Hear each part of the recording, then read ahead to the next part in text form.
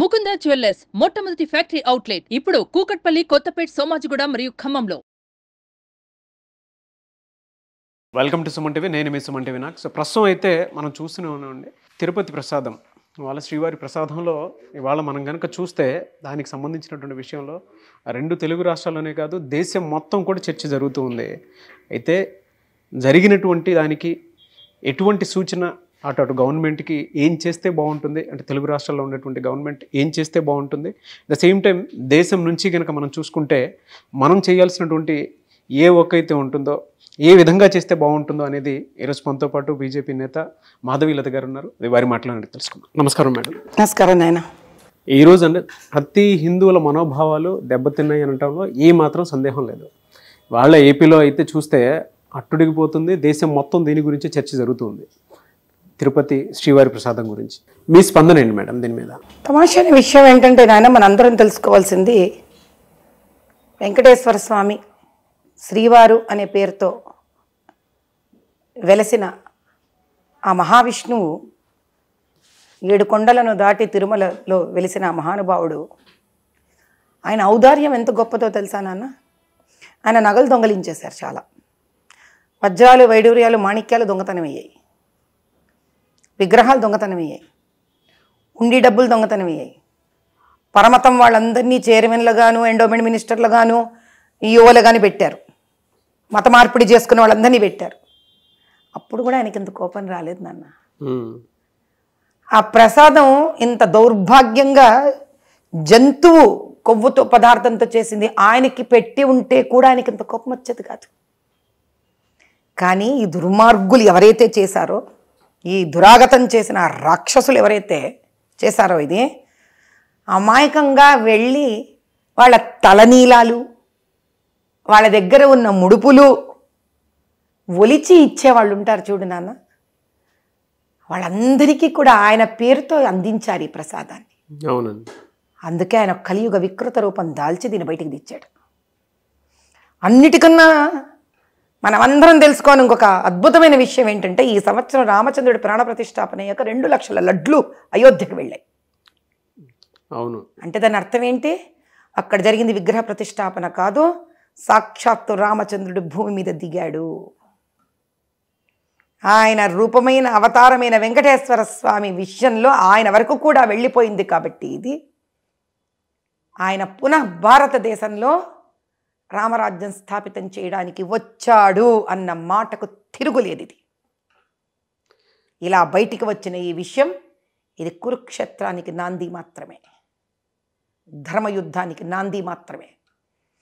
దురాగతాలు చేస్తూ, హైందవులని రకరకాల మతాలకు మార్పిళ్లు చేస్తూ, ఆడపిల్లల మీద దురాగతాలు చేస్తూ, ఆడపిల్లలతో మత మార్పిళ్లు చేస్తూ, హిందువులను హింస పెడుతూ, 62 సంవత్సరాల రథాలను కాల్చేస్తూ, రామచంద్రుడి విగ్రహాల తలలు తీసేస్తూ, పిఠాపురంలో కానీ విజయనగరంలో కానీ ఇవన్నీ దురాఘాతాలు చేస్తున్న వాళ్ళందరికీ ఏ మతమైనా భగవంతుడు సాక్షాత్తు దిగాడు.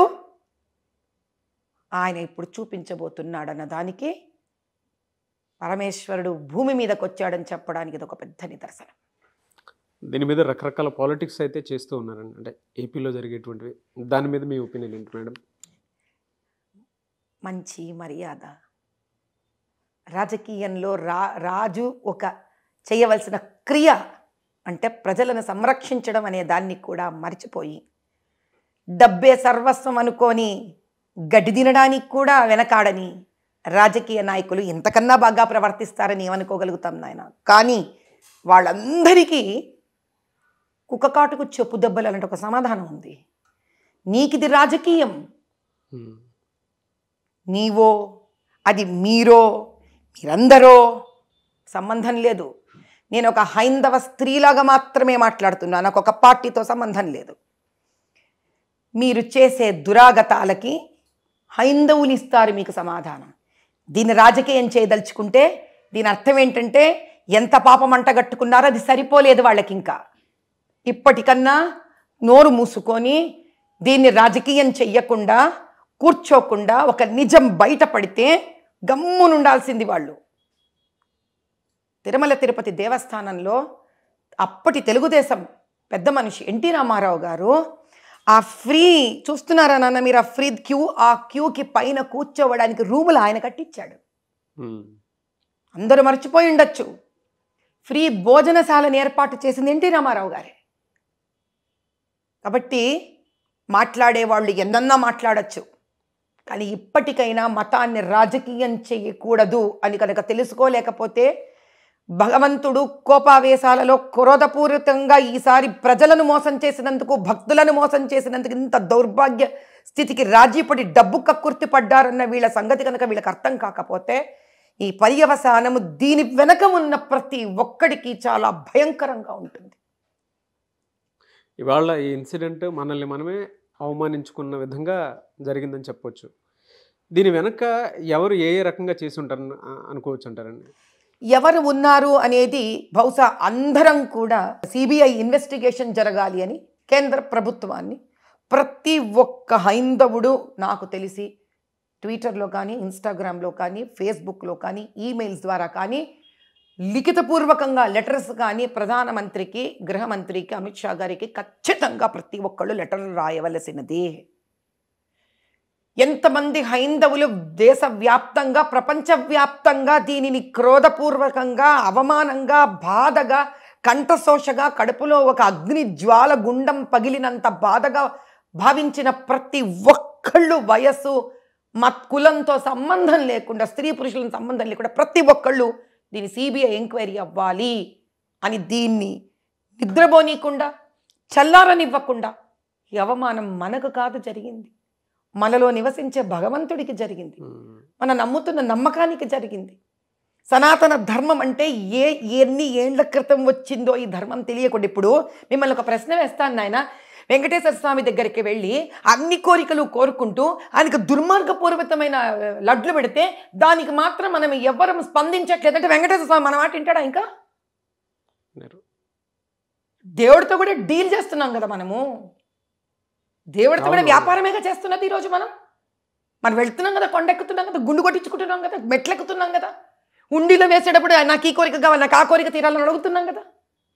కాబట్టి అదే వెంకటేశ్వర స్వామికి అన్యాయం జరిగింది కాబట్టి మనం నిలబడాలి. ఇప్పుడు దీనిని న్యాయం జరిగే వరకు నోరు మూసుకొని ఉండకూడదు. ఇది కేవలం ఒక లడ్డు సమస్య కాదు, నగలు, నాణ్యాలు, ఆస్తులు, డబ్బులు, హుండీలు ప్రతిదీ బయటికి రావాల్సిందే. వాళ్ళ రెండు తెలుగు రాష్ట్రాల్లో మీ వాయిస్కి ఒక పవర్ ఉంది. సో రెండు తెలుగు రాష్ట్రాల్లో ఉండేటువంటి మన తెలుగు వాళ్ళకి ఈ ఇన్సిడెంట్కి సంబంధించినటువంటి వాటిలో ఏం చెప్తారండి? రెండు తెలుగు రాష్ట్రాలు మాత్రమే కాదు, దేశం మొత్తమే కాదు, ప్రపంచం మొత్తం ఉన్న తెలుగు వాళ్ళందరికీ, తెలుగు భాష అర్థమయ్యే వాళ్ళందరికీ ఒకటే చెప్తున్నాను, జాగ్రత్తం కాండి. సిబిఐ ఎంక్వైరీ అయ్యే వరకు నిద్రపోకండి. మీరెవరు ఢిల్లీకో, హైదరాబాదుకో, తిరుపతికో పరిగెత్తెళ్ళక్కర్లేదు. మీ చోట్ల నుంచి ప్రతిరోజు ఒకటే మ్యాటర్, ప్రతిరోజు ట్వీట్ చేయండి, ప్రతిరోజు అదే matter. Cut paste copy, cut paste copy, cut paste copy. ఇన్స్టాగ్రామ్లలో, ట్విట్టర్లలో, ఫేస్బుక్లలో, ఈమెయిల్స్లలో ఆ 10 నిమిషాలు వెంకటేశ్వర స్వామి కోసం ఇస్తున్నాం అనుకోండి, మన ధర్మం కోసం ఇస్తున్నాం అనుకోండి, రేపు పొద్దున తిరుపతికి వెళ్ళాలంటే మొహం చూపించుకోవాలి ఆయనకి మనం. రోజుకొక్కసారి ఢిల్లీకి ప్రధానమంత్రి గారికి, అమిత్ షా గారికి, ప్రధానమంత్రి గారికి, అమిత్ షా గారికి సిబిఐ ఎంక్వైరీ కావాలి, సిబిఐ ఎంక్వైరీ కావాలి, సిబిఐ ఎంక్వైరీ కావాలి. ఎంతసేపు కావాలి నాన్న నీకు ఇది? నీ ఇంట్లో నువ్వు ఉండి ఈరోజు నువ్వు పింగ్ చేయడానికి నీకు ఎంతసేపు కావాలి? ఒక మౌన వ్రతంలాగా take it up as a challenge. ఒక యుద్ధం ఇది, హైందవ యుద్ధం ఇది, హైందవ ధర్మ యుద్ధం ఇది. ఎలా చేయాలి యుద్ధం? చేయండి. ఇంత భారీ కుట్ర వెనుక నాయకుల నెగ్లిజెన్సీ ఎంతవరకు ఉందని అనుకోవచ్చు? నెగ్లిజెన్సీ కాదు నాన్న, నెగ్లిజెన్సీ అంటే ఏంటో చెప్తాను. సపోజ్ ఒక చిన్న బిడ్డ ఉంది మన దగ్గర, అది చేయి పట్టుకొని తీసుకొని వెళ్తూ ఉంటారు ఏ ఎగ్జిబిషన్కో, సంతకో, తిరునాళ్లకు. ఇంకా పక్కన పిల్ల చేయి వదిలేసి వెళ్ళిపోతుంది. అది నీకంటే నేను ఇటు గాజులు చూస్తున్నాను అనుకో, ఏ ప్రసాదం కొంటున్నాను, బిడ్డకి ఏదో బొమ్మ కొంటున్నా, ఆ దూరంలో ఉన్న పిల్ల చేయి వదిలేసి వెళ్ళిపోయింది, అయ్యో పిల్లని పట్టించుకోలే, అది నెగ్లిజెన్సీ నాన్న. మీ ఇంటికి ఎవరో వస్తారు, నువ్వు వాళ్ళకి భోజనం పెట్టాలి, నువ్వు వంట చేసేటప్పుడే చాలా డిసైడ్ అయ్యి అందులో పదార్థాలంతా కలిపి బాగా వంట చేసి నువ్వు వాళ్ళకి పెట్టావనుకో, నెగ్లిజెన్సీ ఎట్లయింది నాన్న? అందుకే పరభాషను మనం వాడకూడదు. నెగ్లిజెన్సీ అమాయకంగా చేసేది, తెలియనితనంతో చేసేది. ఇది నెగ్లిజెన్సీయా? ఇది దుర్మార్గము, రాక్షసత్వము, అవినీతి. రిపోర్ట్స్ చూసాక మీకు ఏమనిపించిందండి అసలు? నాకున్న వయసానికి ఎందుకు అడుగుతావు నాయన ఆ ప్రశ్న? నువ్వు ఎందుకు అడుగుతావు? దేవుణ్ణి కోరుకుంటున్నాను, అయ్యా సాక్షాత్కరించి వీళ్ళ నాశనాన్ని కోరుకోని ఆయన అనుకుంటున్నాను. నేను నీ పట్ల, మా అందరి పట్ల మాకు తినిపించిన ఈ లడ్లు చేసిన మొత్తం టీం గ్యాంగ్ ఎంతుందో వీళ్ళని శపించు, వీళ్ళ వంశాలను శపించు. నేను తిన్నాను కదా ఆ లడ్డు. జీవితాంతం పూజా పునస్కారం చేసుకోవడం ఏంటి? ఆ లడ్డు తినేటప్పుడు నేను తిన్నా, నాలుగు పరమేశ్వరుడు తిన్నాడు, ఆయన తిన్నాడే. ఏం చేయమంటావు? ఏం చేయమంటావు? రాజుల కాలం ఉండింటే పోయి అసలు గంట కొట్టి ఉరిదిగండ్రా విండి అని చెప్పి ఉండేదాన్ని రాజుకి. తమాష అయిపోయింది, వీళ్ళందరికీ తమాష అయిపోయింది. లేదు, భగవంతుడు ఊరుకోడు, ఖచ్చితంగా ఊరుకోడు. అయోధ్య ప్రాణ ప్రతిష్టాపన అవ్వడం ఏంటి, ఆయనకు 2 లక్షల లడ్లు వెళ్ళడం ఏంటి, ఇప్పుడు ఇది ఇట్లా బయటికి రావడం ఏంటి? కంఠశోష కడుపులో, అయ్యో ఈయన ఆస్తులు పోతున్నాయే, నగలు పోతున్నాయే, డబ్బులు ఇక్కడెక్కడికో వెళ్ళిపోతున్నాయే, వెంకటేశ్వర స్వామి కలియుగ దైవం ఎందుకయ్యా నోరు మూసుకొని కూర్చున్నావు అనుకుని రోజు బాధపడేదాన్ని నేను కొన్ని ఏళ్లగా. మొత్తం ఆయన కళ్ళు తెరిచాడు, అన్యాయాన్ని బయటికి తీసుకొచ్చాడు. ఇంకా ఊరుకోడు ఆయన. హైందవులందరూ జాగ్రత్తం కావాలి, భగవంతుడు మన పట్ల ఉన్నాడు. కానీ ఇప్పుడు మీరు భగవంతుడు పట్ల ఉన్నారా లేరా అది మిమ్మల్ని మీరు ప్రశ్నించుకోండి. ఫైనల్గా ఒక క్వశ్చన్ మేడం, అంటే ఏపీ సీఎంకి మీరు ఎలాంటి సూచన చేస్తారు ఈ ఇన్సిడెంట్కి సంబంధించి? ఆయనని ఒకటే కోరుకుంటాను, అయ్యా మీరు ఈ విషయాన్ని బయటకు తీసుకొచ్చి మా అందరి నెత్తి మీద పాలు పోసారు,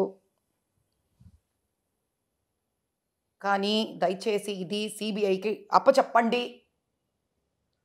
ఢిల్లీకి రిక్వెస్ట్ పెట్టండి. మీరు కూడా, మేము రకరకాల మీడియా ద్వారా మిమ్మల్ని బ్రతిమిలాడుకుంటున్నాము, ప్రాధేయపడుతున్నాము. మనందరం కలిసి అక్కడ ఇవ్వడమే కాకుండా తిరుమల తిరుపతి దేవస్థానంలో అసలు అపార వైష్ణవ ఆచారం ప్రకారం వాళ్ళు ముక్కుకి మూతికి కూడా బట్ట కట్టుకొని పరమేశ్వరుడికి నైవేద్యం అర్పిస్తారు. ఎందుకంటే ఆ వాసన కూడా వాళ్ళు పీల్చకూడదని. అంత నిష్ఠతో చేస్తారు వైష్ణవులు ప్రసాదాన్ని. ఏమిటి కర్మ? అటు తిరుపతికి ఏదో ఒక చక్కటి సుముహూర్తాన్ని వాళ్ళు తీసి, పెద్దవాళ్ళు కంచి స్వామివారు, శృంగేరి స్వామివారు, అట్లా మనకి ఇదేంటి శ్రీకృష్ణ ఆచారం వాళ్ళు, రామానుజన్ నుంచి వచ్చిన వాళ్ళు, ఉడిపి సాంప్రదాయము, వీళ్ళందరినీ సంప్రదించి దయచేసి ఆ తిరుపతిలో వెంకటేశ్వర స్వామికి ఏ విధంగా అయితే ఈ పాపం మనందరి వల్ల అయిన పాపం ఇది, ఈ పాప పరిష్కారానికి ఆయనకి ఏదన్నా ఏం చేస్తే ఎంత అర్థం కావట్లేదు నాయన ఎవరికైనా. ఇది ఎట్లుంది తెలుసా? రాముడు మన విశ్వామిత్రుడు తీసుకొని వెళితే యజ్ఞ సంరక్షణకు పైన తాటకి మారీచుడు వీళ్ళంతా రక్తం పోస్తారు చూడు ఆ మహాయజ్ఞంలో. అలాంటి దుర్మార్గం ఇది, దీనికి శాంతి చేయాలి. సో ఆ రాష్ట్ర ముఖ్యమంత్రి గాని నేను ప్రాధేయపడేది మనస్ఫూర్తిగా నేను ఒకటే విన్నపం, ముందు దీనికి ఆ లడ్లను ఆపేసి దయచేసి 300 రూపాయలకి ఏ నెయ్యి రాదయ్యా, రాదు తండ్రి. ఇళ్లల్లో వాళ్ళు ఇప్పుడు ఆడవాళ్ళు మళ్ళీ పునః ఆవు పాలు, స్వచ్ఛమైన ఆవు పాలు తీసుకొచ్చి కిలో నెయ్యి రావాలంటే 3000 రూపాయల ఖర్చు అవుతుంది. 300 రూపాయలకి నెయ్యి రావడం ఏంటయ్యా అసలు? ముందు ఈ పదార్థాలను ఆపించి స్వామివారికి ఏం శాంతి హోమాలు జరగాలో, ఏం జరగాలో పునః ఒకసారి పెద్దలు మఠాధీశులను సంప్రదించాలని నా విన్నపం దయచేసి. డెఫినెట్గా అండి. థ్యాంక్ యూ అమ్మా, థ్యాంక్ యూ సో మచ్. నేను చేయగలిగింది ఒకటే, ఏదో ఒక శుభముహూర్తం తీసుకొని ఆయన కొండకు అలా నడుచుకుంటూ ఆయన కొండ ఎక్కుతాను. ఎందుకంటే నేను అర్పించగలిగిన భక్తి ఇదే. అలా భక్తులందరూ కూడా వాళ్ళ రూపంలో ఏదైతే చేయగలరో అలా మరి కొండ ఎక్కే ప్రయత్నంలోనో నీలాలో రకరకాలు ఉంటాయి, చేసి ఆ వెంకటేశ్వర స్వామిని క్షమాప్రార్థన కోరుకుందాం అందరం కలిసి. డెఫినెట్గా అండి. Thank you so much.